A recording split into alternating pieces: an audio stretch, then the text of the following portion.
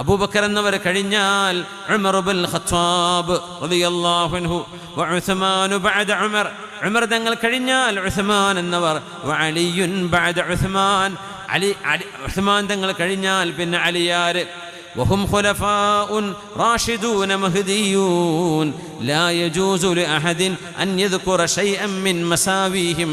അവരെ സംബന്ധിച്ച് ഒരു കുറ്റം പോലും പറയാൻ ആർക്കും ജായിസല്ല. വലാ യതുഅനു അലാ അഹദിൻ മിൻഹും ബിഐബിൻ ഔ നഖ്സിൻ, ഒരു കുറ്റമോ കുറവോ അവരെ പറ്റി പറയാൻ പാടില്ല. അങ്ങനെ ആരെങ്കിലും ചെയ്താൽ വജബ അല സുൽത്താനി തഅദീബുഹു വഉഖൂബതുഹു, അവിടെ ഒരു മുസ്ലിം ഭരണാധികാരിയാണെങ്കിൽ ഒരു സ്വഹാബിയെ ചീത്ത പറഞ്ഞാൽ അയാളെ ജയിലിലടക്കുകയും ശിക്ഷിക്കുകയും വേണം.